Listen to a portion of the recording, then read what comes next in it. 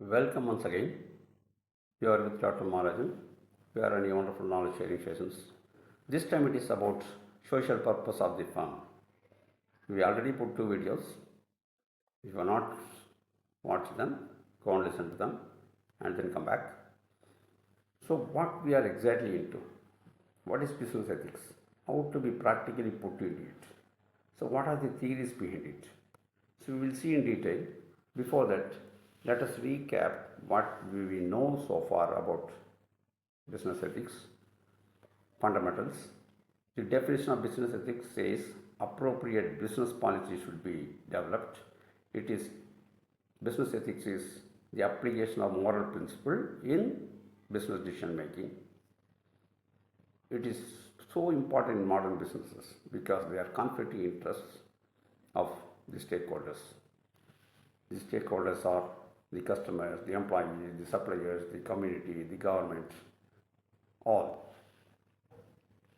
So when we go by it, can you guess the topic exactly what we are in for today? Different approaches. So, introduction to the ethical theories. Before that, before we delve into anything, we should know why should we do it? Why should we study something? What is the significance of it? What difference it is going to make in our lives? So why should we study these ethical theories? Firstly, they give us systematic frameworks for moral reasoning, and they show us the different directions. They guide us in different decision making or the complex situations. They help us to evaluate the various consequences of our actions, and then they bridge the gap between the philosophy, that is the theoretical concepts, and the practical business applications. Yes, exactly, we will see what is it for today. So we have two theories mainly here. One is called the Utilitarianism, the greatest good. It says actions are right.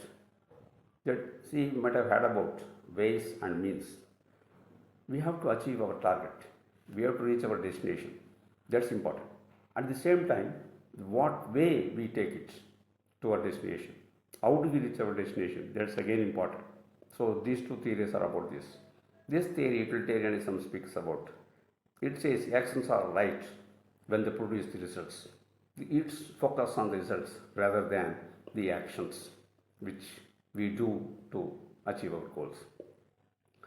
So it says the utilitarian calculus, it calculates the cost, the quality, the happiness, the collective focus. It says something like we have to sacrifice the individual comforts and others for the collective good.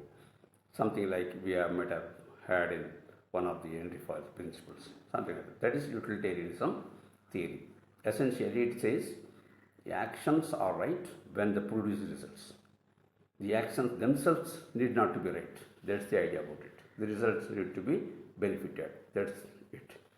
Now we can see a real life case, the Ford Pinto analysis.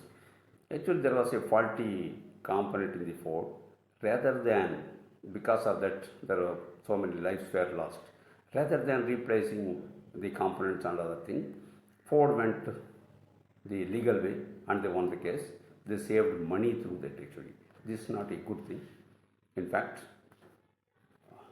they believe because of this utilitarianism, the results are right. If we can save some money or the cost, even the lives can be lost. That is the idea about this theory.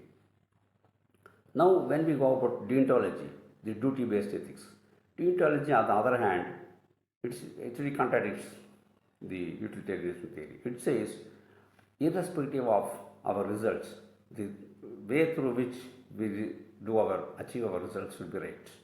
The path should be right. The means of achieving the goal should be right.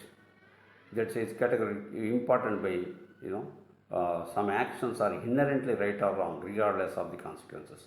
Even though the consequences are right, if the actions are wrong, then everything is wrong.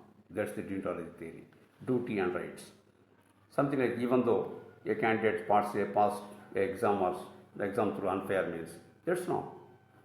Even though the goal is achieved, but the way is not good. That's what the deontology theory. Universally principles. Okay? If everyone achieves acts in this way, this may be better, but we think.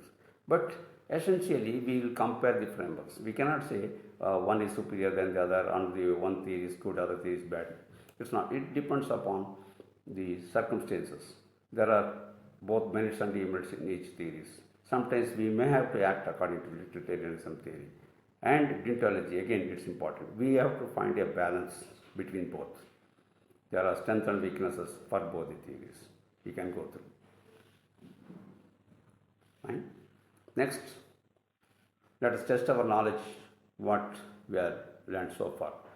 We will test through a case scenario, laying off during the pandemic.